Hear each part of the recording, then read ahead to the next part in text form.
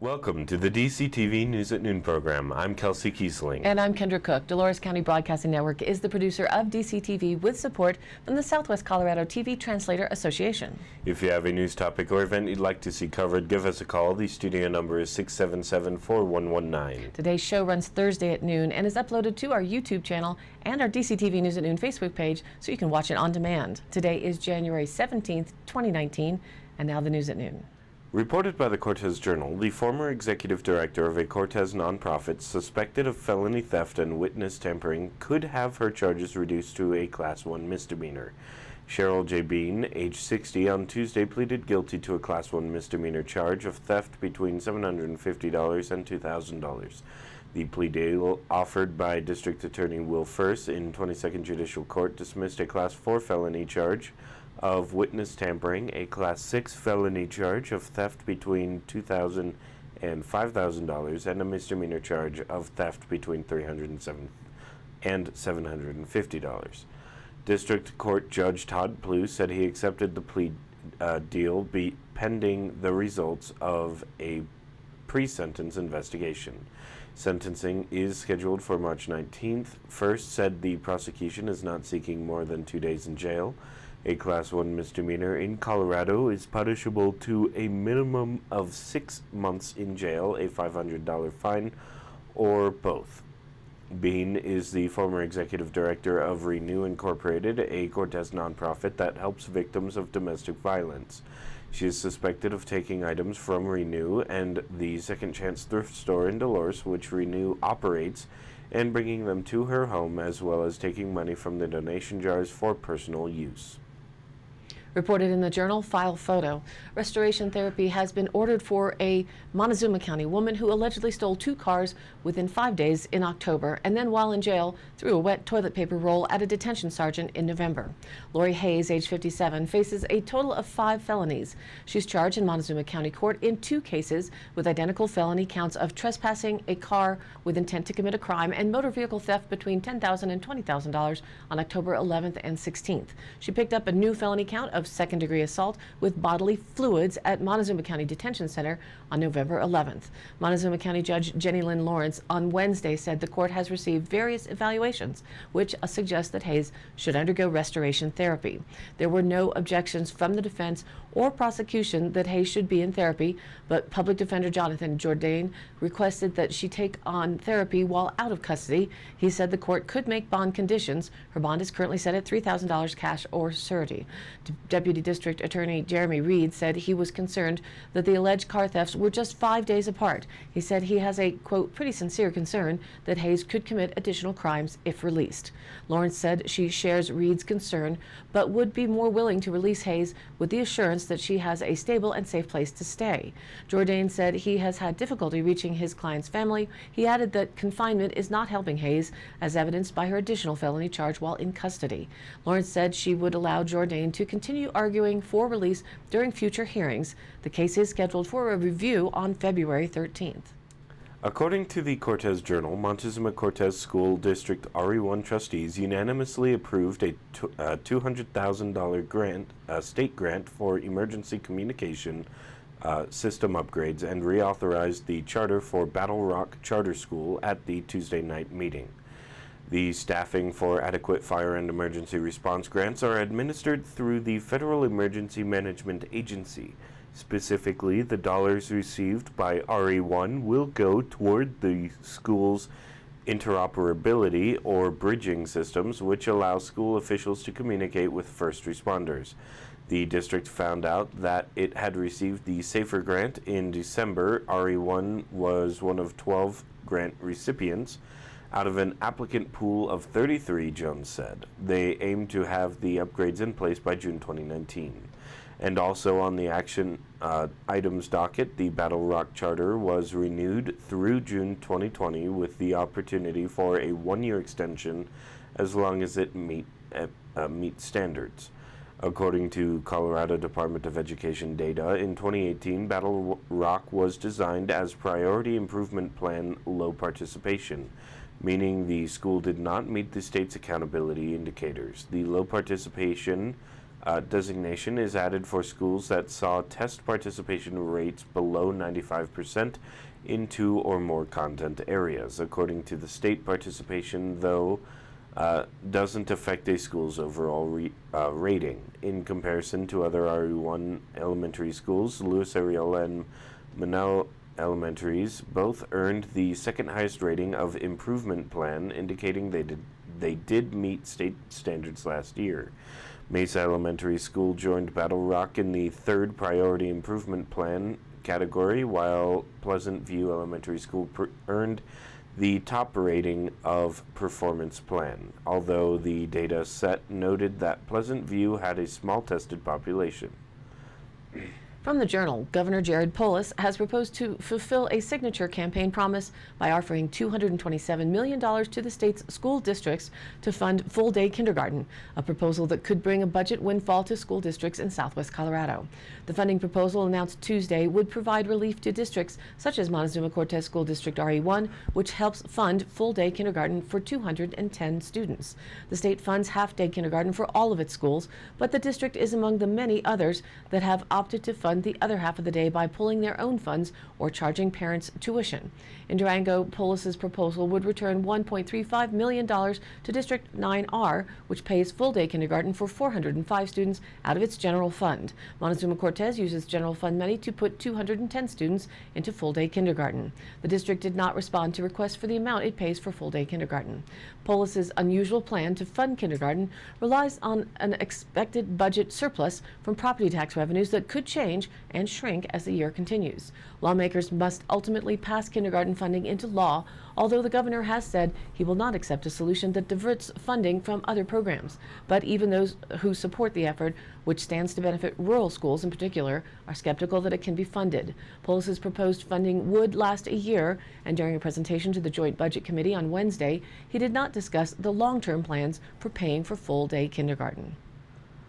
Reported by the Durango Herald, the U.S. cancer death rate has hit a milestone. It's been falling for at least 25 years, according to a new report. Lower smoking rates are translating into fewer deaths. Advances in early detection and treatment also are having a positive impact, experts say. But it's not all good news. Obesity-related cancer deaths are rising, and prostate cancer deaths are no longer dropping, said Rebecca Siegel, a lead author of the American Cancer Society report published Tuesday. Cancer also remains the nation's #2 killer. The society predicts there will be more than 1.7 million new cancer cases and more than 600,000 cancer deaths in the U.S. this year. There's been a lot of bad news recently regarding U.S. death rates. In 2017, increases were seen in fatalities from 7 of the 10 leading causes of death, according to recently released government data. But cancer has been something of a bright spot. The nation's cancer death rate was increasing until the early 1990s. It has been dropping since, falling 27% between 1991 and 2016, the Cancer Society reported. Lung cancer is the main reason. Among cancers, it has long killed the most people, especially men. But the lung cancer death rate dropped by nearly 50% among men since 1991. It was a delayed effect from a decline in smoking that began in the 1960s, Siegel said. And now let's take a look at the weather. The National Weather has a major winter storm continuing across the western U.S. and then reaches the plains by Friday, headed eastward to the southern Great Lakes and interior New England Friday through Sunday.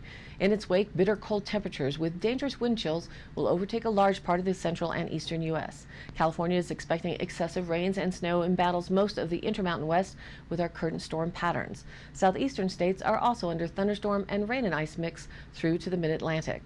Regionally, snow will develop over eastern Utah this morning and will spread across eastward to western Colorado this afternoon. The heaviest snow is expected tonight, bringing from 5 to 10 inches of new snow by Friday morning in some areas. Gusty winds will result in blowing and drifting snow, which will create difficult traveling and may result in localized hazardous driving conditions. Longer term, snow will continue mainly over the northern and central mountains of Colorado. Storm totals snowfall is expected to range between 8 and 16 inches with locally higher amounts. The mountains of eastern Utah, along with the plateaus of western Colorado and the southwest southwest San Juan Mountains can expect snowfall amounts of 6 to 12 inches from this storm. The lower elevations of northwest Colorado and the upper Colorado River Valley, the Gunnison Basin, and lower elevations of La Plata and Archuleta counties could see 3 to 6 inches of snow from this event. So for our DCTV local 5-day outlook today, a 40% chance, slight chance of snow between 11 a.m. and 1 p.m., and then a chance of rain and snow, cloudy with a high near 37 degrees, south-southwest winds 10 to 15 miles an hour. Tonight, rain and snow is at 90%, becoming all snow after 3 a.m. The low around 28 degrees. New snow accumulations are looking to be 1 to 3 inches possibly. And then Friday it drops to a 30% chance of snow before 11 a.m. Mostly sunny with a high near 35, but it'll be breezy with a north-northwest wind 15 to 20 miles an hour with gusts as high as 30 miles an hour, so there may be drifting. Friday night, mostly clear with a low around 18, north-northeast winds 5 to 10 miles an hour. Then Saturday, we get a sunny day with a high near 37 degrees, north winds around 5 miles an hour. Saturday night, mostly clear with a low around 21. Sunday, mostly sunny with a high near 38, and Sunday night, partly cloudy with a low around 24. And then Martin Luther King Day on Monday, again, another slight chance of snow comes in with partly sunny skies and a high near 35 degrees. Monday night, a continued slight chance of snow before 11 p.m., mostly cloudy with a low around 17. And then on Tuesday, we get another sunny day with a high near 31 degrees. Tuesday night, mostly clear with a low but chilly 13 degrees. And don't forget to post your weather photos from in and around the Dove Creek area on our Facebook group, Dove Creek Local Weather Photos. Again, some spectacular sunrises and sunsets are being shared.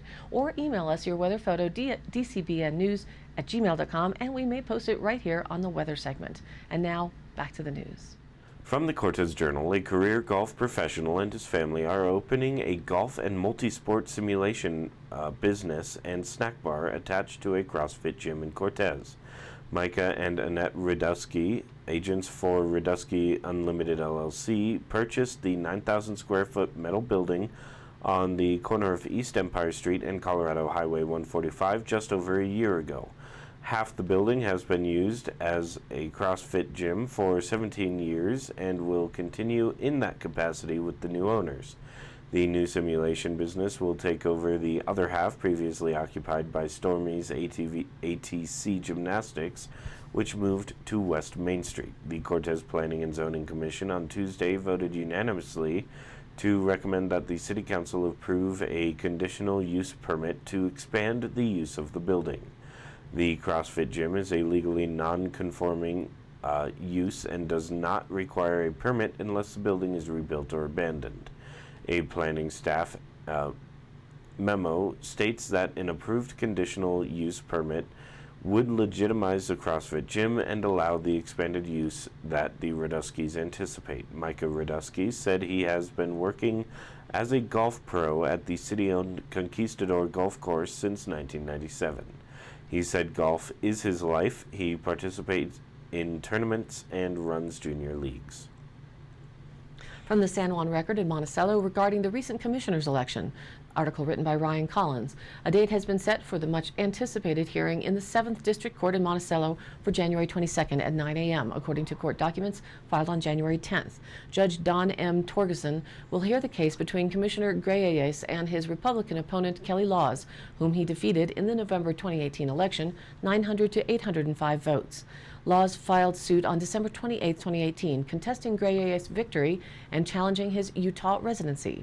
The amended subpoena, Decus Tecum, filed on January 10th, orders Gray Ayes to the courthouse for testimony at a trial or hearing to produce the following documents or tangible things: a copy of Gray Ayes' federal tax returns for the years 2015 through 18, a copy of his Utah tax returns for 15 through the 2018, a copy of his Arizona tax returns for 2015 through 2018, a copy of Gray Ayes' title and registration for any vehicle he owns, a copy of the title and registration for any vehicles he has owned within the past 5 years to the extent that such documents are in his possession, custody, or control, and copies of any and all documents showing ownership of any property interest or real property or land in Utah, Arizona, or anywhere in the Navajo Nation, including without limitation, deeds, leases, homesite leases, or allotments, and a copy of his current driver's license, as well as any other identification cards in his possession, custody, or control, regardless of whether they are valid or expired, including without limitation state identification cards and tribal identification cards.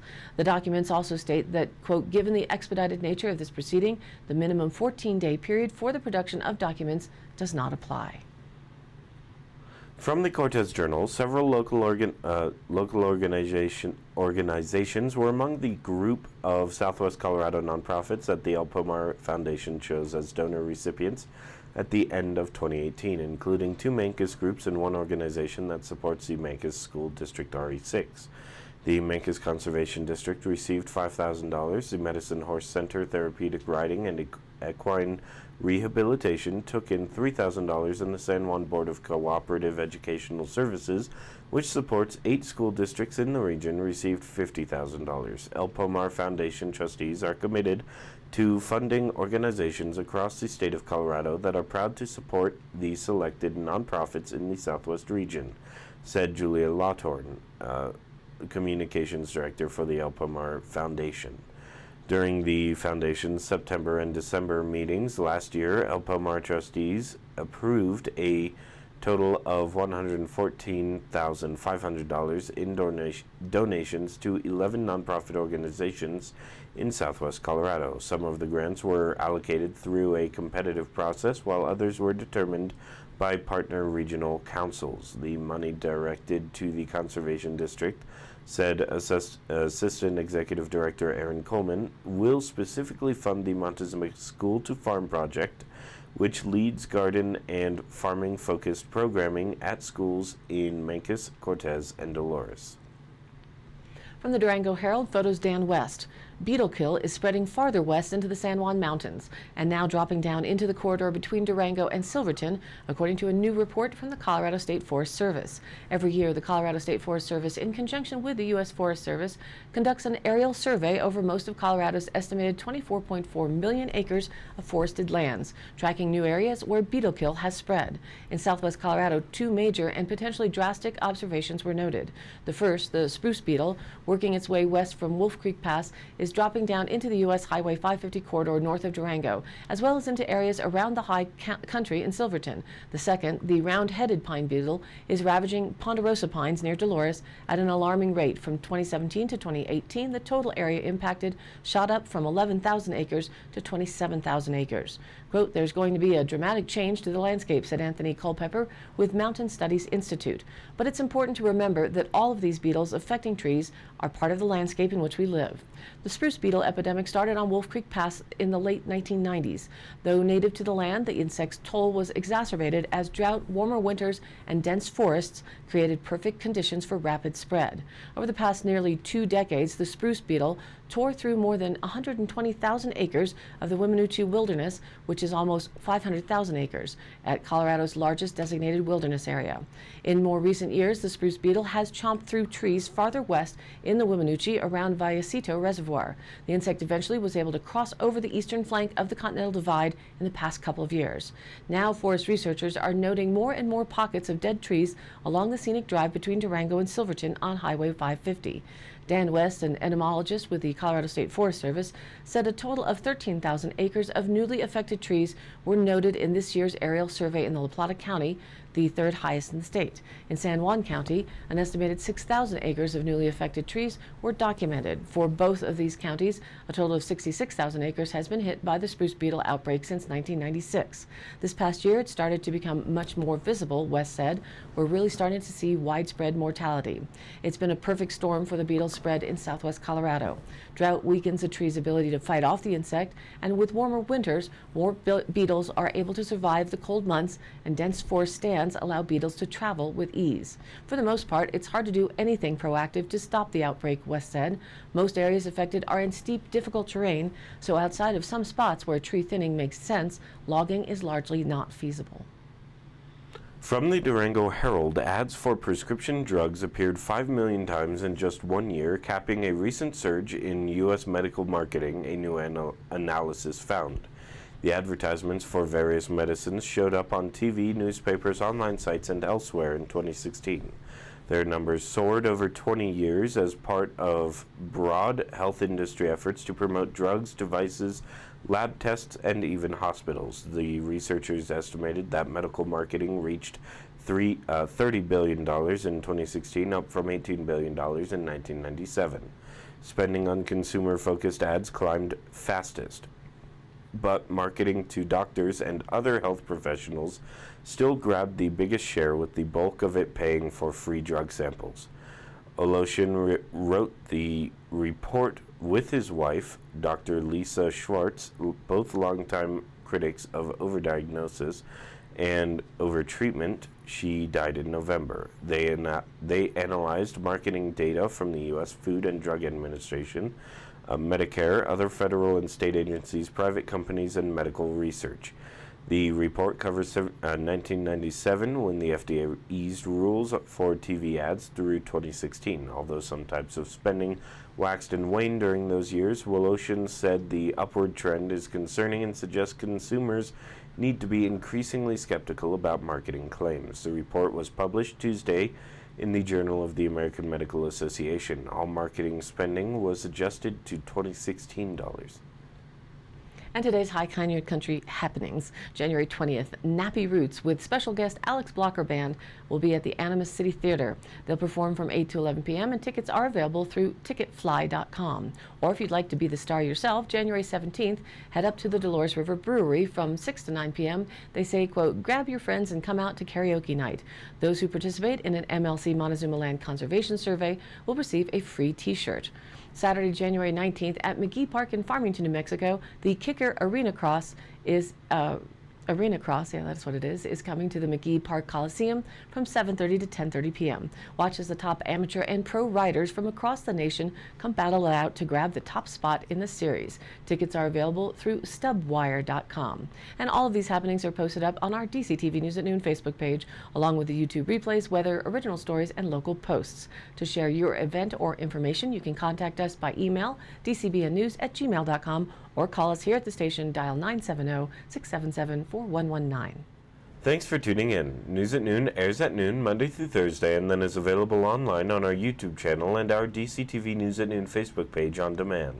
Please like us there and share it with a friend, and of course join in on the conversations of our news and area weather, and we hope to see you there on Facebook.